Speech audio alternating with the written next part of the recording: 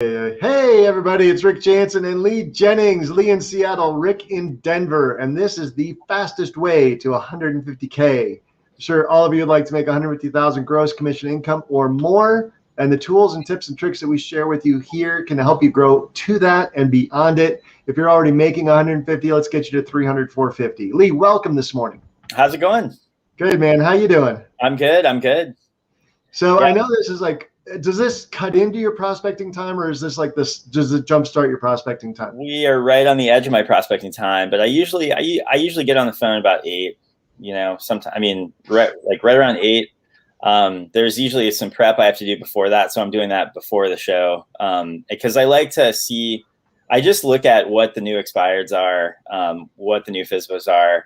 Get everything queued up in my system. Make sure I have my MLS up. Make sure I just want to see essentially what the fresh produce is, so I can see how I'm going to attack that. And then I'm looking at what follow up I'm going to be doing today. And then I'm looking at my lead categories because with like referral partners, you kind of have to prep that stuff beforehand. You have to have that ready. So I just want to have everything ready just so I can dive into my session. And that's something that actually let's talk about that a little bit, because everybody's like, oh, just call expires, just call FSBOs, and it's like, they think they can just hit red X, hit speed dial, and read a script, but it is a little bit more nuanced than that, isn't it? I mean, let's get people like the real, like you wake up, you have your coffee and breakfast, whatever. What happens in prep to, like, if you're going to dive into Cole, or if you're going to dive into Mojo or any one of these other systems? Like, what's the prep look like? That's fascinating. So in order to avoid getting ready to get ready, which is what Tim always talks about, you really need to have a session plan of what you're going to do each day. Because the biggest thing that I find is creative avoidance, where it's like if you call through 2 or 3 of your lead categories and then you kind of hit a roadblock where you're like, okay, who am I going to call next? That is probably the biggest creative avoidance that exists out there, is like not having a set plan for who you're going to call like in the next category. Yeah. So I pretty much have that planned out every day. And then I have, that way I'm not missing call time, because you want to be calling for 3 hours. I do 2 90-minute sessions in the morning with like a 15-minute break in between. And see, if you have that laid out exactly, and it doesn't, that's like one of these big fallacies. It doesn't really matter who you're calling. It's that you're actually doing the activity. And of course you want to be, doing one of your lead types. You can do FSBO for rent by owner, expired. My niche is like multi-unit. You can do referral partners. You can do past client, your database, your sphere, whatever it is. But you just want to, the key is the activity. And if you don't have that organized, then you're not going to do the activity. You're going to spend your call time figuring out who to call, which is not a good, approach to it. So you want to have that, ready to go. And does that take you about 15, 30 minutes? Yeah, I would say so. You look in your lead providers and you figure out what categories you're going to call. You're going to look at what's come in, what's brand new, and then you're going to look in your CRM and figure out what follow-up you're going to do. And then you have that ready. And it probably takes, I'd say it probably takes like 30 minutes to get everything dialed in. And then that way your session is the most productive, and you're on the phone at 8 and you're off the phone by 11:30. And so it sets up the rest of your day as well, because you're not like having your prospecting time going into the afternoon when you may have other stuff that you need to do, whether it's like working on deals or, going on appointments or whatever, it may be. And one thing I find is that agents do not time block. I mean, they are not disciplined about their time blocking. And my coach says you have to have the discipline of a monk to be a strong listing agent. That's what it takes. And people just simply aren't consistent with it. I know that because I talk to agents, even people who are producing at a fairly high level. I know people who are doing, 2 to 4 deals a month or more, who are not consistent about prospecting and are on the real estate roller coaster. Absolutely. Time blocking is key, right?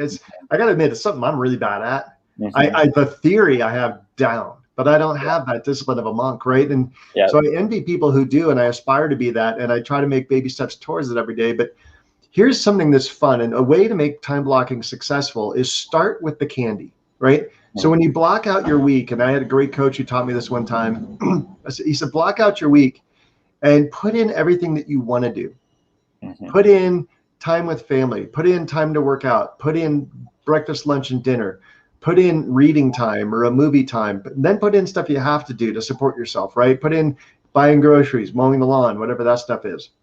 When all of the stuff that you want to do and all of the kind of the vitals that you have to do are in your calendar, and you look at that calendar, that's an ideal calendar, right? Because you have everything you want of your lifestyle. You designed your lifestyle.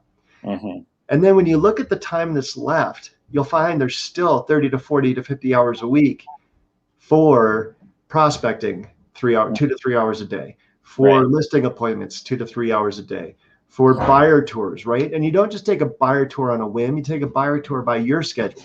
Right. And you don't let the buyer tour bump your family. You don't let the buyer tour bump your prospecting time.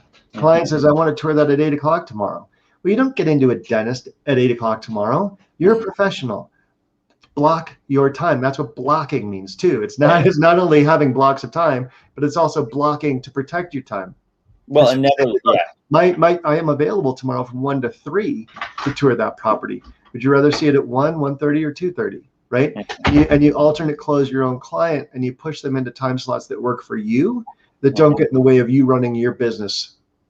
Well, and never let buyer things supersede seller things. I mean, that's just one thing that I noticed, that everyone around me, like in the coaching program that I'm involved in, and other agents who I'm friends with and I'm talking to on a daily basis, people I'm interacting with in the industry who are trying to, like, I know a lot of agents are trying to break into being listing agents, and they're not doing the things on a daily basis that make it conducive to actually doing that, because they're so focused on buyers that they can't work sellers. And it's like, and they are really kind of on this endless merry-go-round with buyers, because the buyers are essentially running their schedule.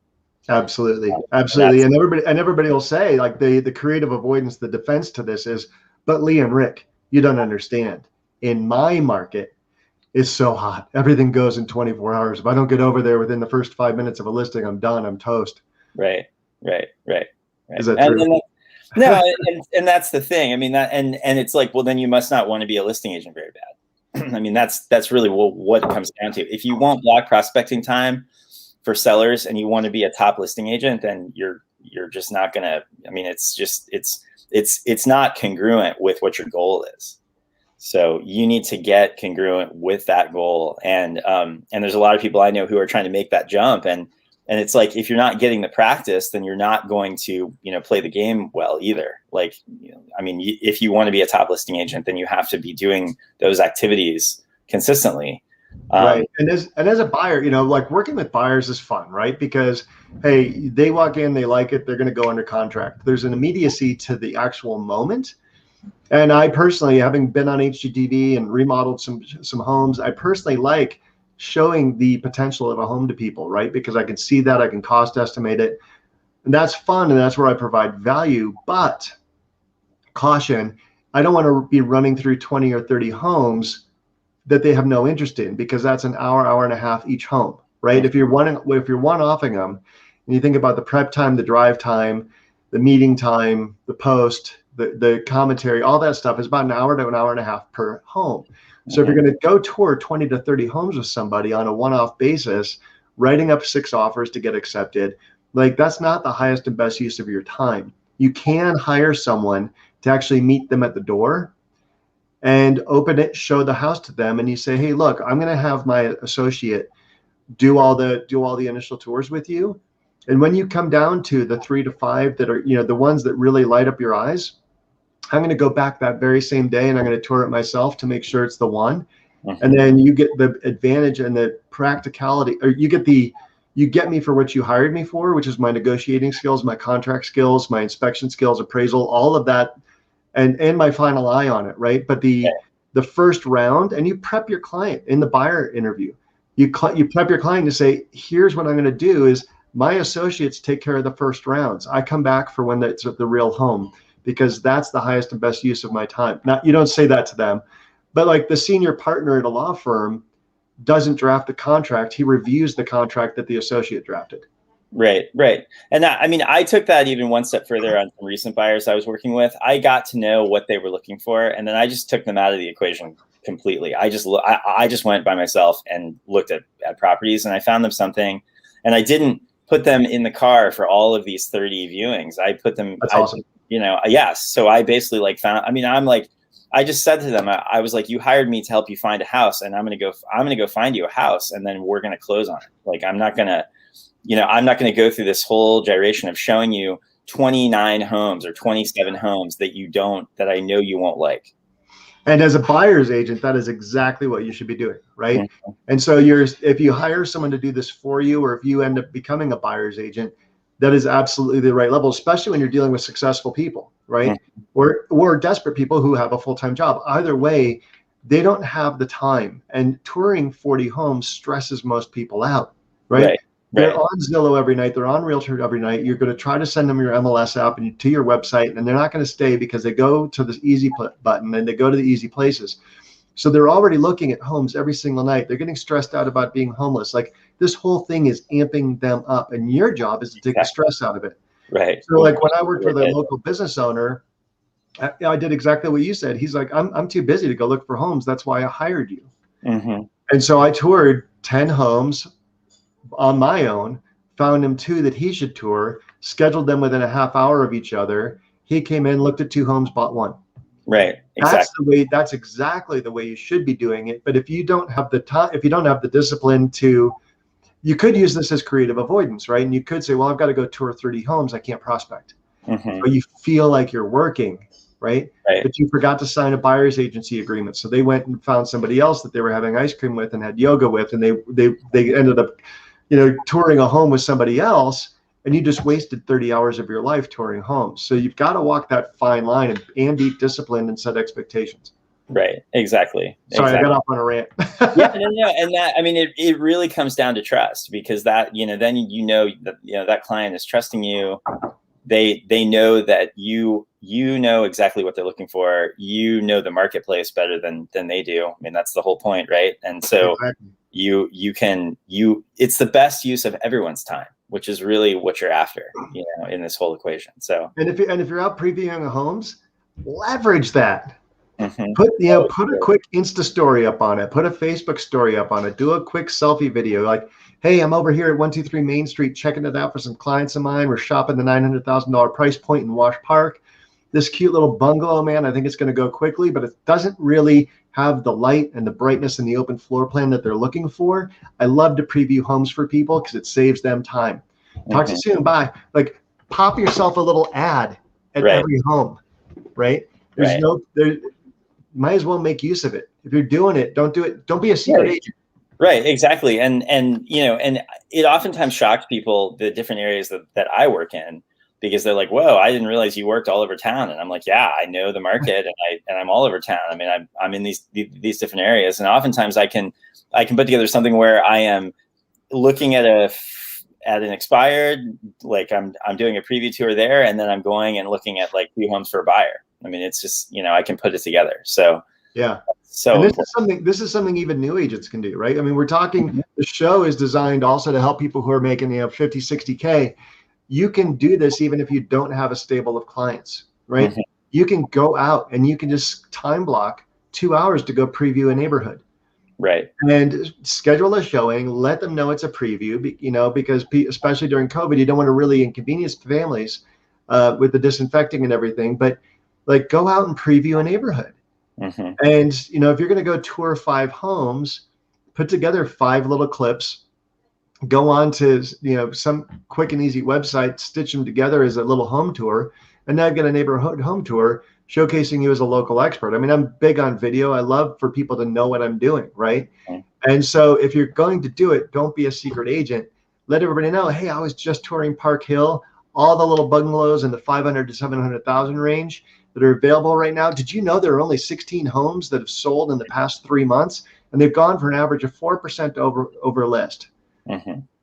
Bam! You're out in the market. You know the market. You just gave people statistics that they can use at a cocktail party, and they look at you now with just two little things like that. They look at you as a market expert. Right. It's a market report essentially. And so you're almost, it's like you are doing your marketing while you're doing, all your previews, which is perfect.